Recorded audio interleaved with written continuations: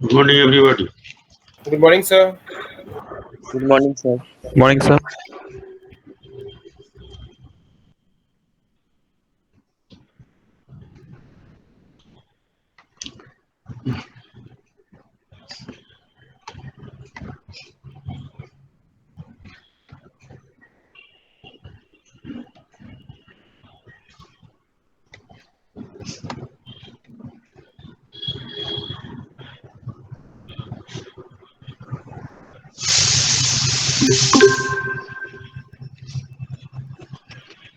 We started discussing about a fin from whose tip there is a convection. A fin such that the fin has a tip and from the tip there is convection. We did have some preliminary discussion. Today we'll have further detail. Now, if we want to solve this problem for this fin, then as always we have to start from the governing equation. And we have derived the governing equation. This is the governing equation that we have derived, and this is applicable for most of the fins that we'll discuss here. And the specific condition for this equation is that the properties, the thermal conductivity is constant throughout, and the value of heat transfer coefficient is constant. Also, the cross section of this fin is uniform, and it has a constant surrounding temperature and a constant base temperature. Though in this there is no base temperature, but when we discuss about the boundary condition, it requires a pair of boundary condition given by at x equal to 0, which is the base of the fin, T is equal to Tb, and at x equal to L, that is the tip of the fin, the end point of the fin, you have the convection coming to the end of the fin. From inside the fin, heat is arriving at this base, at this tip, and the heat flux, conductive heat flux is equal to minus K into dt dx at x equal to L, and that heat flux is leaving from the tip to the surrounding by convection. And the convective heat flux is given by HE into T at x equal to L minus T ambient. So the conductive heat flux arriving at the tip at x equal to L minus K into dt dx, where this dt dx has to be evaluated at x equal to L, and that is equal to HE into T minus T ambient, where T is the temperature at the tip of the fin, T at x equal to L minus T ambient.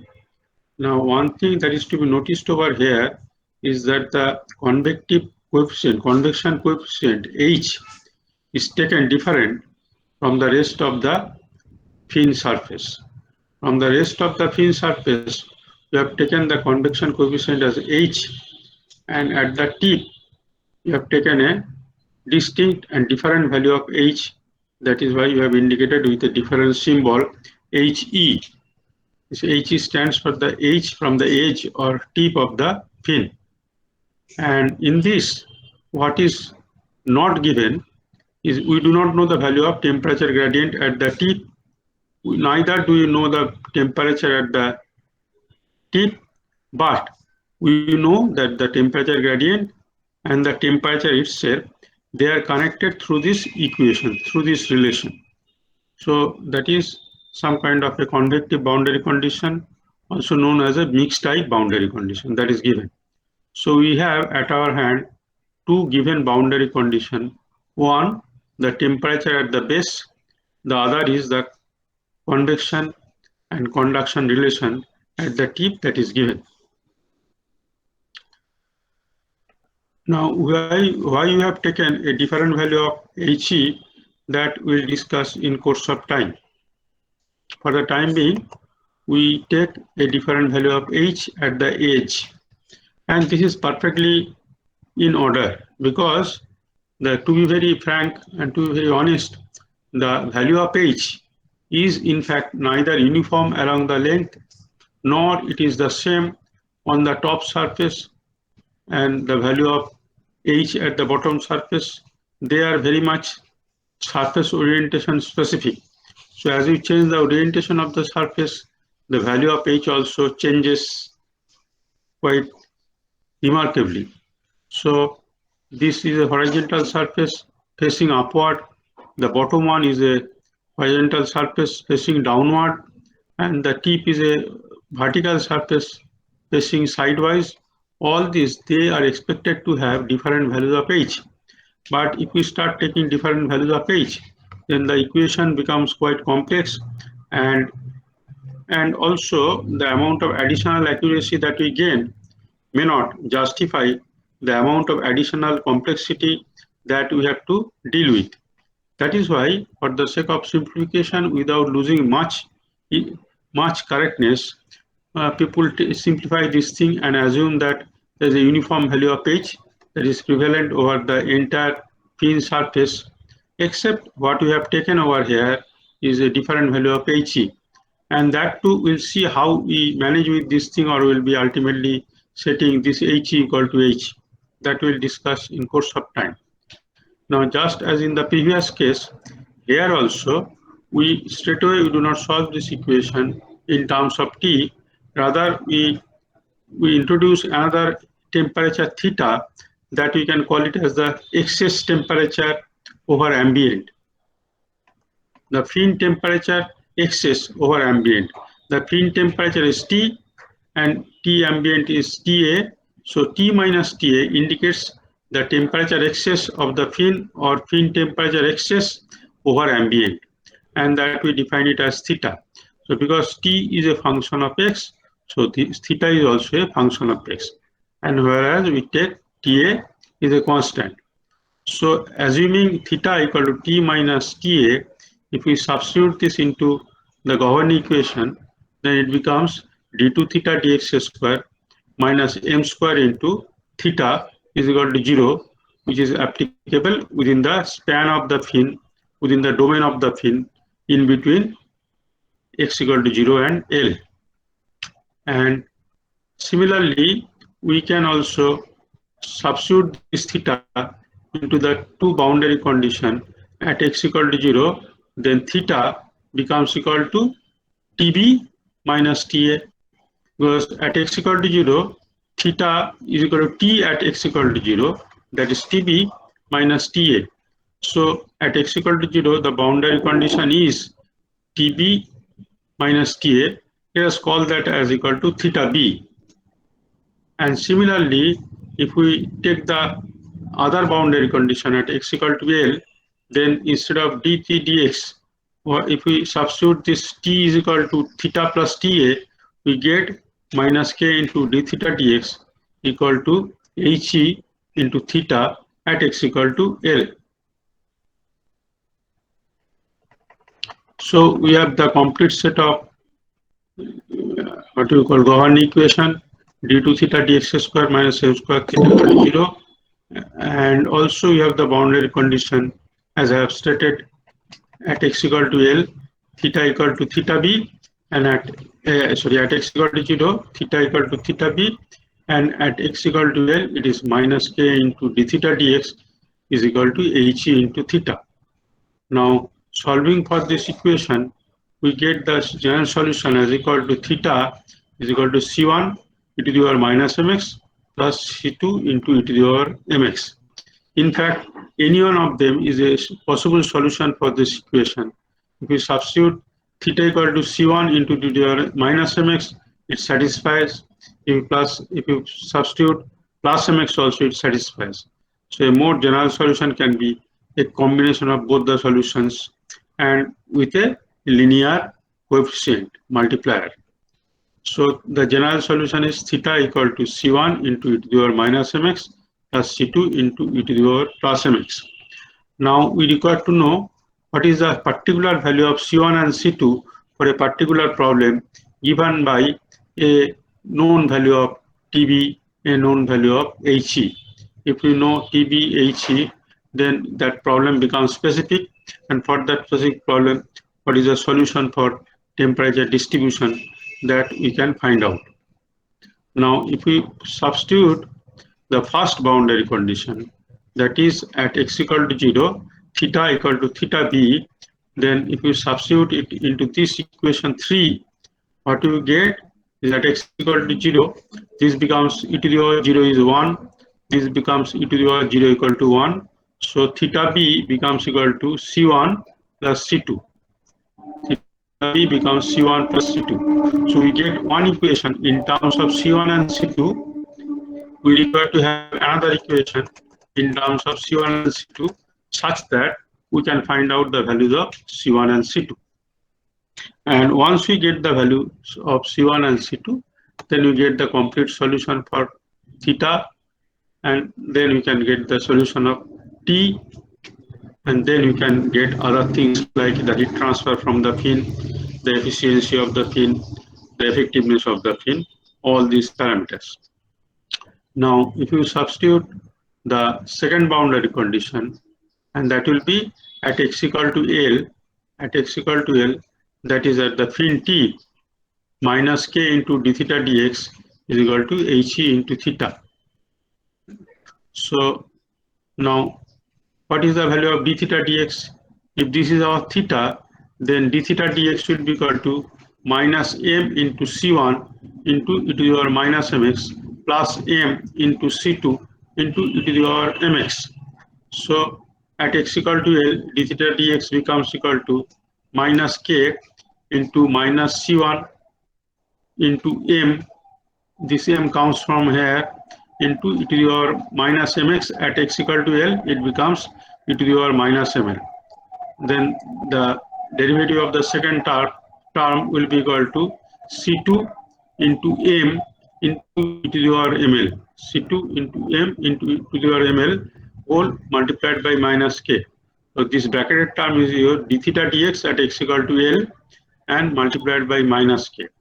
And then right hand side becomes equal to he into theta is equal to c1 e to the power minus ml plus c2 into e to the power ml, because we are evaluating both the derivative and the temperature at x equal to L. So the right hand side becomes h1 into c1 e to the power minus ml plus c2 e to the power plus ml. That is the thing. So here from we get another equation in terms of c1 and c2. Everything else is known. So we have one equation in terms of c1 and c2. We have another equation in terms of c1 and c2. Now what has been done over here is that we have tried to transfer. We have first of all tried to substitute the c2. What is c2? c2 equal to theta b minus c1. Because c1 plus c2 is equal to theta b. So c2 is equal to theta b minus c1. So that we substitute into this c2, we replace by theta b minus c1. Here also c2 we replace by theta b minus c1. So, and then everything becomes in terms of c1 and there is a constant term. So all the terms connected to c1 we group together within this bracket, and the rest of the things independent of c1, there is a constant term that we put it on the right hand side. Now you can check whether things are correct or not, and then from here we can find out c1 will be equal to the right hand side theta b into e to the power ml 1 plus he by km whole divided by this bracketed term, that is equal to e to the power ml plus e to the power minus ml plus he by km whole into e to the power ml minus e to the power minus ml.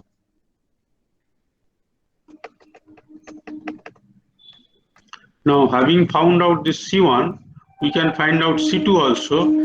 If you remember, C2 equal to theta b minus C1. So theta b is minus, this thing is representing C1. So again, we can get a simplified form of C2. You take theta b common, it becomes 1 minus this thing, and if you further simplify, this whole thing goes into the numerator, minus this part divided by the denominator.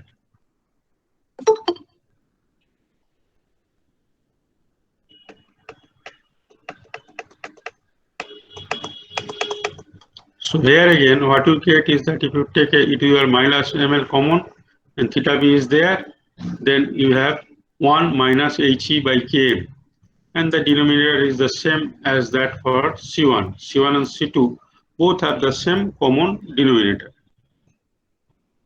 So what was your theta? Theta was equal to theta b.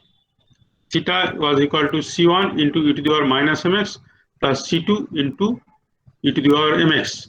So this e to the power minus mx part is there, and C1 part is this thing by this part, and this is C2 is this part divided by this part, C2 into e to the power mx. Now if you further simplify this thing,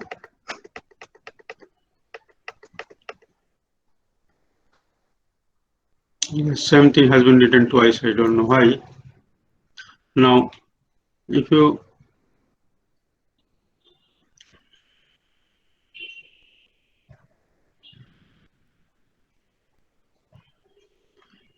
take only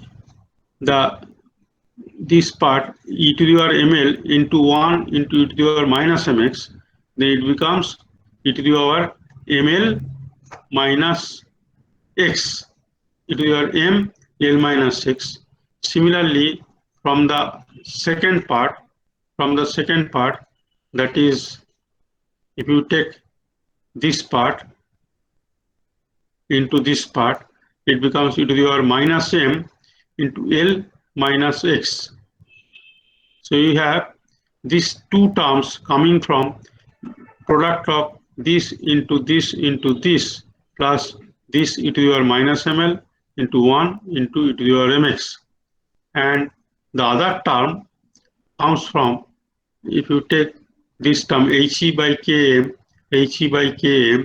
it becomes he by km into e to the power m l minus x, e to the power m l minus x, plus not plus, it is minus is there, minus e to the power minus m l minus x, minus e to the power minus m l minus x, and the denominator is the same. Now if you see these two terms, if you take these two terms, divide by 2. If you divide this by 2 and the whole of the denominator, if you divide by 2, then e to the power m l minus x plus e to the power minus m l minus x whole divided by 2, that is nothing but hyperbolic cos or cos hyperbolic m into l minus x. So cos hyperbolic of any value, say cos hyperbolic beta, is equal to e to the power beta plus e to the power minus beta divided by 2. So that is what we have done over here. We call this whole thing as equal to beta, then it is called cos hyperbolic beta. This obviously this is to be divided by 2.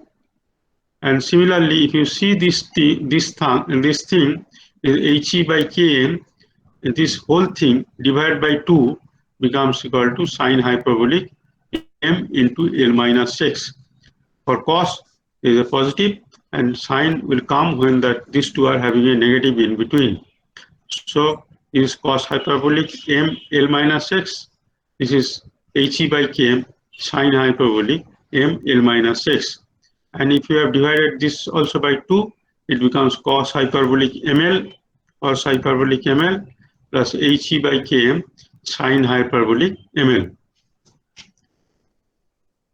Now this is the solution for your theta, which is a substitute for t.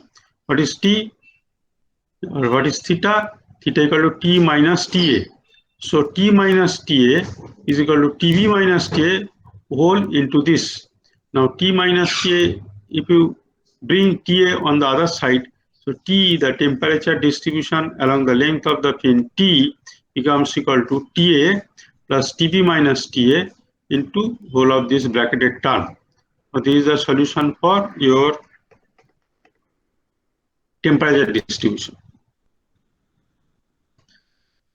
And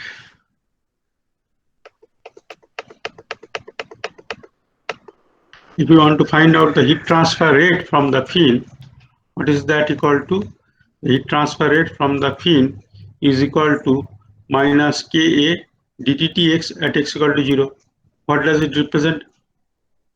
This thing represents the rate of heat entering at the base of the fin.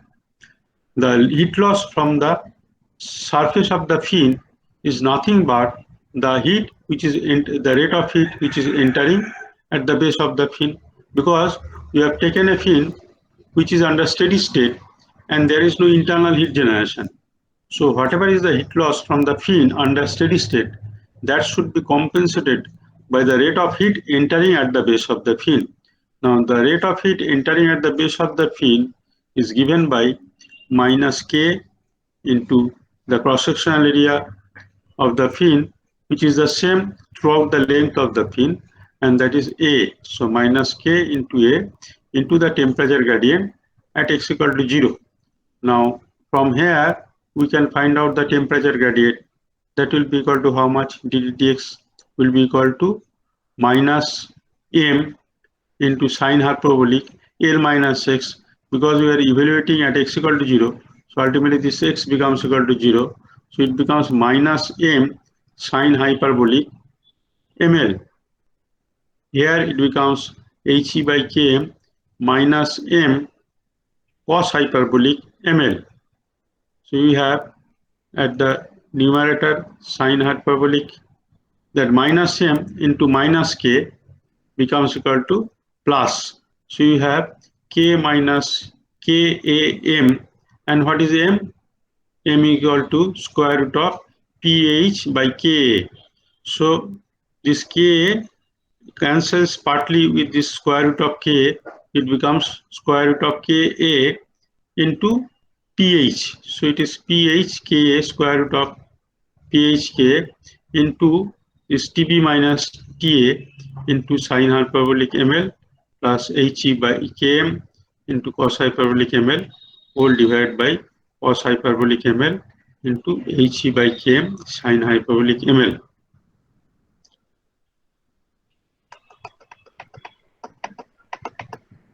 And what will be the rate of heat loss from an ideal fin? Ideal fin, how much is the area?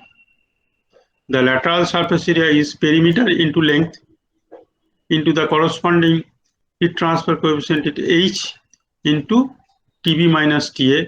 That is, this first term stands for the heat loss from the lateral surface of the fin. That is, PL is the lateral surface area into H is the corresponding heat transfer coefficient into Tb minus Ta is the temperature difference between the surface and the ambient. Now remember that we are finding out the heat transfer for an ideal fin, and by definition for an ideal fin the entire surface remains same as the base temperature. There is no temperature drop. Ideal fin is such that the entire surface approaches to the temperature of the base temperature such that maximum amount of heat transfer can take place for that type of fin. So the entire surface area of the fin is at Tb and the surrounding temperature is Ta. So the temperature between the fin surface and the ambient temperature is Tb minus Ta into the surface area is PL into H into Tb minus Ta. Similarly, the heat transfer from the tip is equal to the tip surface area is A, the corresponding heat transfer coefficient is He, and again the tip is also at Tb because the entire fin is at Tb, temperature Tb. So the heat transfer rate by convection from the tip is equal to He into A into Tb minus Ta. Now,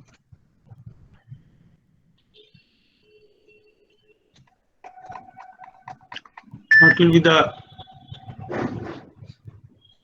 fin effectiveness and what will be fin efficiency? Fin efficiency will be simply the heat transfer rate given by this divided by the heat transfer rate from an ideal fin, that is this. So the ratio of heat transfer rate from the fin divided by the heat transfer rate from an ideal fin, that is what we define it as the efficiency of the fin. And what is effectiveness? Is the heat transferred from the fin divided by the heat transferred from the same surface area which is exposed to atmospheric temperature or ambient temperature if there is no fin, if there were no fin.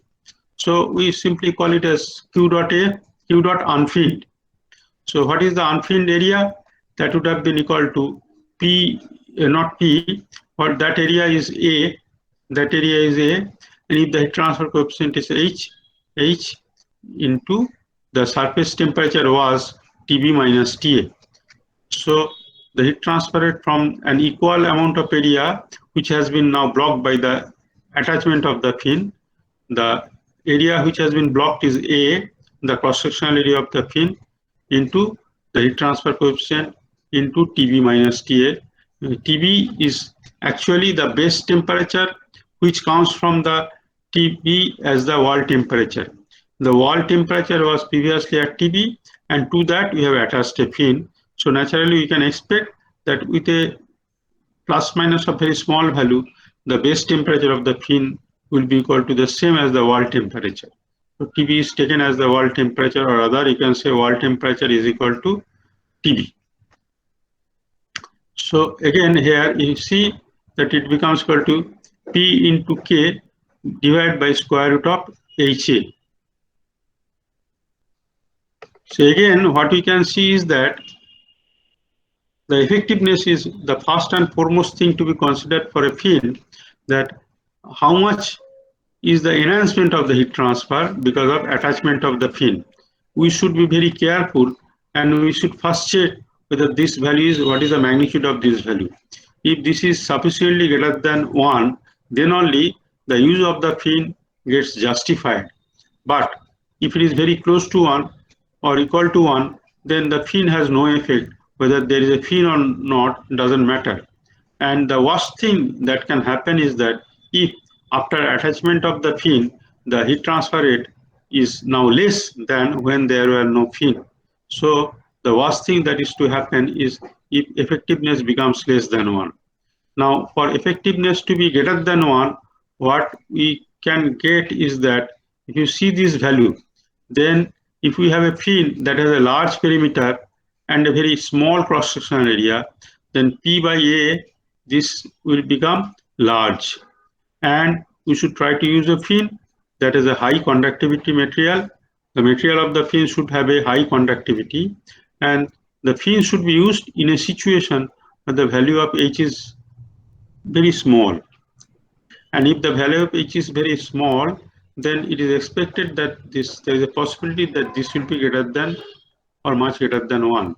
On the other hand, if we use a fin where the value of H is already very high, then there is a possibility that if you attach a fin, after the attachment of the fin, if the value of H is already very high, then there is a possibility this effectiveness may become less than 1 because it is on the denominator.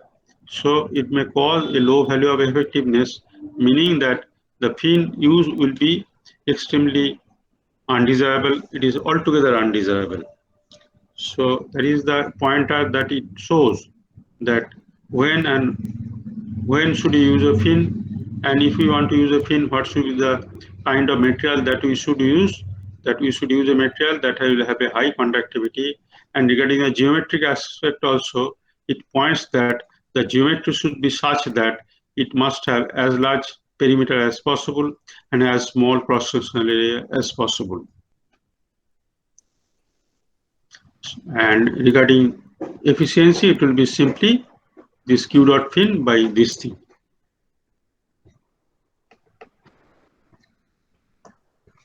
That Q dot fin by this thing. Now, one thing I'd like to say,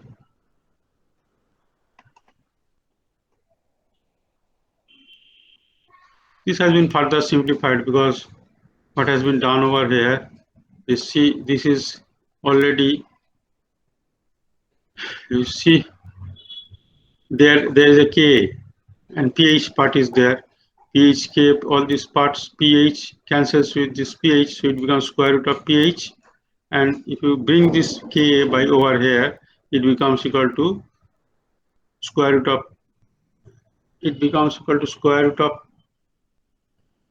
no, sorry, that is square root of pH by K, that becomes equal to M into L is there, so it is ml, and then the rest part is like this. Now the rest part is complicated, so what is done in most of the cases is that H is not taken distinct from H. So what is usually done is that people take not a distinct value of He, they take, for the sake of simplification of the situation, that He is normally taken as equal to H. Okay, H is normally taken as equal to H. So this thing becomes 1.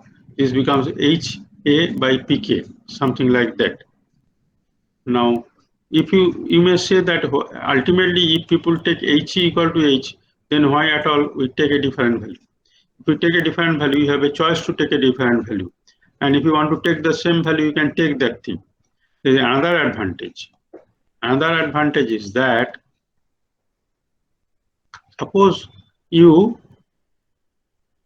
deal with the third condition. What was the third condition? What was the third type of boundary condition? The fin with a insulated tip. The third type of boundary condition was when you have at x equal to 0, just 1 minute. Hello? Hello? Hello? Good morning. হ্যাঁ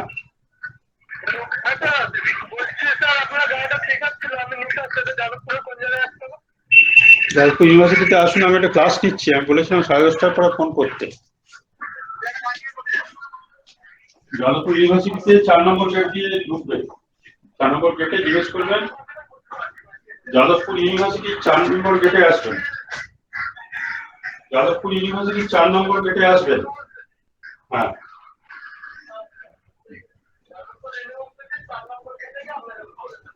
ওখানে জিজ্ঞেস করবেন, আর 10:30টার আগে phone করবেন না, আমি 10:30টা পর্যন্ত class আছে।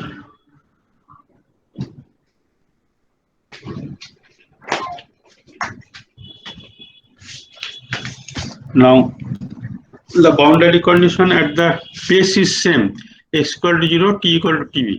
But at the tip, what is the thing?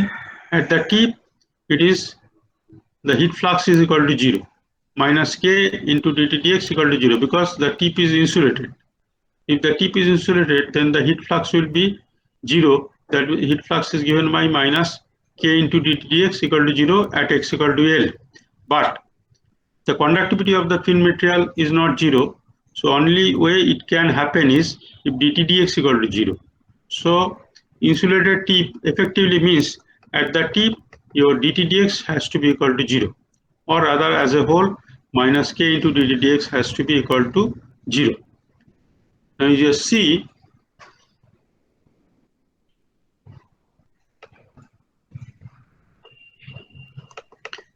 if we in this whole thing, if we take He equal to 0, then what happens? If we take He equal to 0, then it effectively becomes at x equal to L, your minus k into dt dx becomes equal to 0. When He equal to 0 means the whole thing becomes equal to 0. So it nothing but represents a fin with a insulated tip. Now, if you would have taken the same value of H as on the surface and at the tip, then the moment you set H equal to 0, whole fin becomes insulated. But that is not the case. From the surface, there is a heat loss by convection, but only at the tip, there is no heat loss by convection. So that is the advantage. If we take a different value of H on the surface, and if we take a different value of H at the tip, then subsequently when you want an adiabatic fin, you may simply put this equal to 0 to get the expression for fin with an insulated tip. And that is what you have done. The insulated tip boundary condition can be achieved by assuming He equal to 0 in the solution for temperature distribution, heat transfer, and fin effectiveness efficiency. So what we have done is that we have we have reduced the temperature for a general case, and there the temperature for a fin with a insulated tip will be simply T plus TA plus TB minus TA into this part will remain because H equal to 0. So this part by this part. So the solution for a fin with a insulated tip will be equal to T is equal to TA plus TB minus TA into cos of hyperbolic ml minus x by cos hyperbolic ml. And the heat transfer from the fin will be equal to this Km, which is nothing but square root of pH into Ka into Tb minus T ambient into sin hyperbolic ml by cos hyperbolic ml. This He is now reduced to 0. H is reduced to 0. So sin hyperbolic ml by this thing will become equal to tan hyperbolic ml. The heat transfer from a insulated tip fin will be Q dot fin will be equal to square root of pH Ka into Tb minus Ta into tan hyperbolic ml. And for an ideal fin, it will be only PLH into Tb minus Ta. This He becomes 0. So the effectiveness will be what? Effectiveness will be Pk by Ha, square root of Pk by Ha into tan hyperbolic ml, because this part is absent.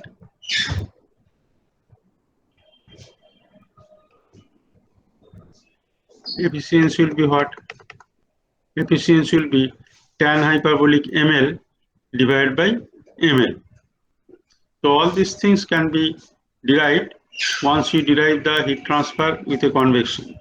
But if you are asked to derive the whole thing for an insulated tip fin, don't go through a longer route. Take the simply T equal to Tb at x equal to 0 and dt dx equal to 0 at x equal to L. From there you derive. You do not derive after deriving the convection condition and then you derive, do not do it. Now the last thing that I'd like to say about this, the whole thing is that after all the fin is used for transmission of heat or enhancement of heat transfer from a heated surface. Then why at all a fin should have a insulated tip? That may be a very genuine question that should come to our mind, that fin is meant for insulating, not insulation. Fin is meant for maximizing the heat transfer from a surface or enhancing the heat transfer from a surface. And if that is the case, then why at all we should insulate the tip? Because from the tip also there could have been some amount of heat transfer. Any idea from your side? Can you tell what can be the reason for this type of assumption? Otherwise very surprising assumption that why a fin should be considered with an insulated tip. Sir, can I try? Yes, that is why. If the fin tip is insulated, then the temperature at the base of the fin and the tip of the fin will almost equal. So the surface area will have greater temperature and transmission of the heat will be more. No, it is not the case. In fact, if again you take any what you call, তাহলে কি এরিয়াটা কমে যাচ্ছে insulation করার পরে? Insulation করলে area কি করে কমে যাবে? ইনসুলেশন মানে হচ্ছে তো মাথার উপরে, if I use some insulating material, then how the area will shrink.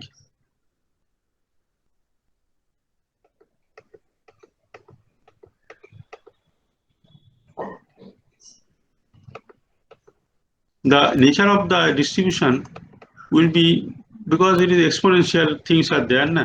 The nature will be more or less like this. Only thing you will see that when you have a adiabatic fin, your gradient at the tip will become 0. It will become horizontal. The tip temperature distribution will become horizontal. I should not have drawn it like this. It should have some what you call slope. For a convection from a tip, the temperature distribution will have a slope. but for convection, no convection from the tip, the slope will become 0. Now you see,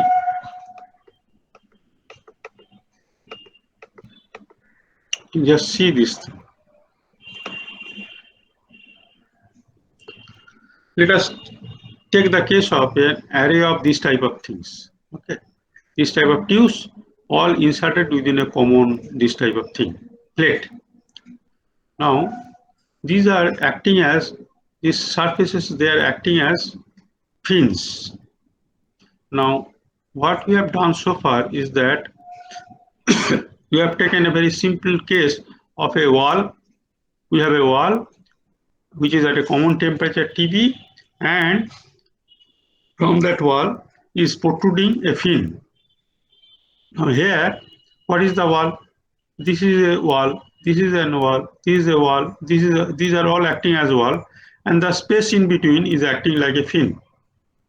So if you take this fin, analysis of this fin with a number of interrupting walls, somewhere there is a fin, somewhere there is a wall, again there is a fin, wall, like that. So analysis of this type of fin becomes very difficult. But if you imagine a line of symmetry in between these two walls, these are the heated walls. The tube walls are the heated walls from where you require to dissipate the heat. Suppose you have an array of this type of things, a number of rows of tubes, a number of columns of tubes. Now if you take a line in between, exactly through the middle of two such walls, you draw another line through the middle of these two walls, draw another line through the middle of this wall, and draw another line through the middle of this wall, and there may be another wall, like that. And then if you isolate that area, so that instead of analyzing the whole thing, if you consider an imaginary line passing through the middle, passing through the middle, passing through the middle, here again passing through the middle, then you get a unit. And that unit, if you analyze, even if you take this right side part and left side part, they are symmetric. So if you take any such thing, half of the thing, or if you take both the things, then what you have is something like, if you take both the things, then as if you have one wall over here, you have another wall over here, and in between you have a fin. Now if you take half of the fin, whatever is the temperature distribution, from the other side the same kind of distribution will take place, as if this is a mirror line. As if you put a mirror over here and see the temperature distribution, in the other part you'll see a reverse temperature distribution. So how the temperature will vary from one wall to another wall? How the temperature will vary from one wall? This wall you will have maximum temperature. Let me enlarge it. বড্ড বেশি বাড়াবাড়ি হয়ে গেল।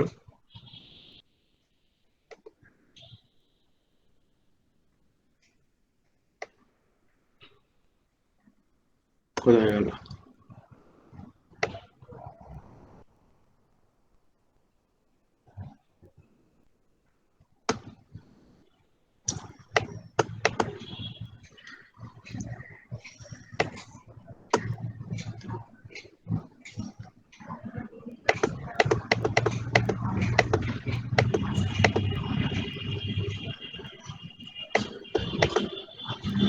Now, if I consider the temperature from this point and moving away, then I will see a temperature drop, and then as you reach to the middle, what will happen?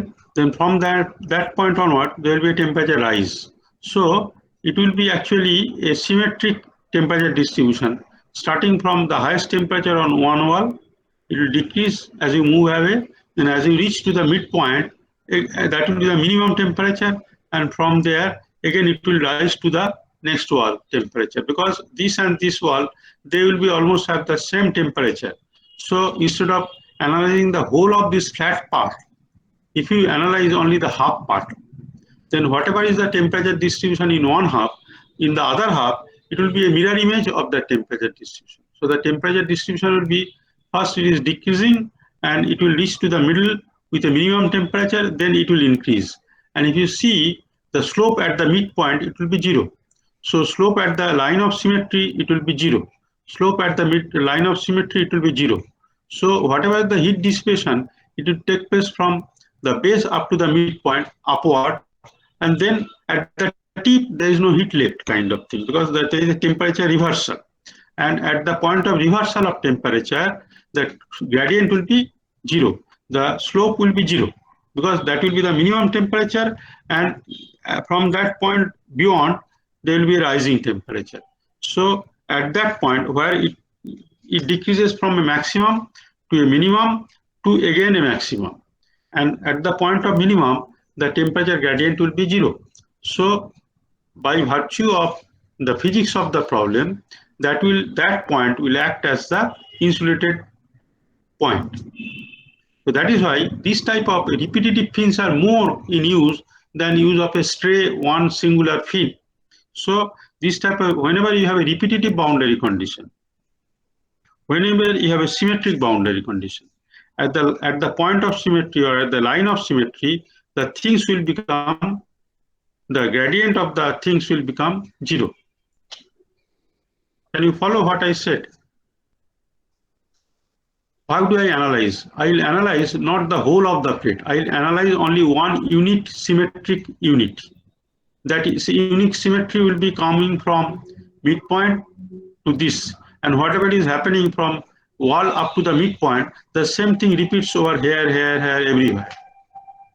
And if you consider that one symmetric unit, it is a TB, and up to the half of this spacing, if the spacing is L, then the fin length, effective fin length, will take it as L/2, and will analyze a fin having a length of x equal to 0 to L/2. And then whatever heat transfer we find out, the double of that will be coming from the other side. Double of that will come from the whole of this thing, like that. So if I analyze only one symmetric unit, you can multiply that by the number of times that symmetry is repeating. That is why whenever there is a symmetry boundary condition, you can take the derivative equal to 0. It may be for temperature, it may be for velocity, many other things. So that is why, that is the utility of this type of analysis. Otherwise, physically, nobody will make a tip of the fin insulated, keeping the rest of the thing convecting. If it is not clear, I will try to draw another picture next class, and then I try to explain.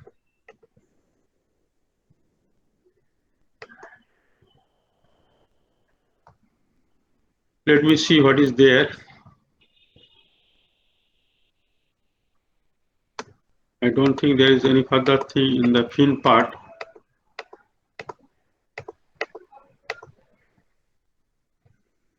So we'll come to the next topic. We have come to the end of fin part, and today we'll stop it over here after taking your attendance. If you have any other question, you can ask, and if you have not understood what I have said, I'll try to explain this with further what you call graphical things in the subsequent class. Or let me see if there is time, I can explain it over here itself. Today is 29th.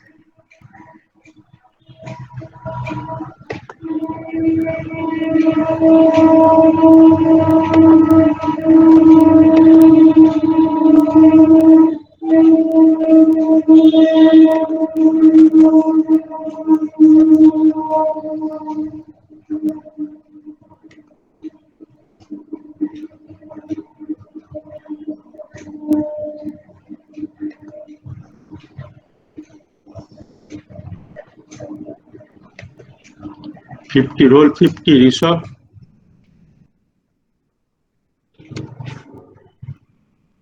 51 Jishnu,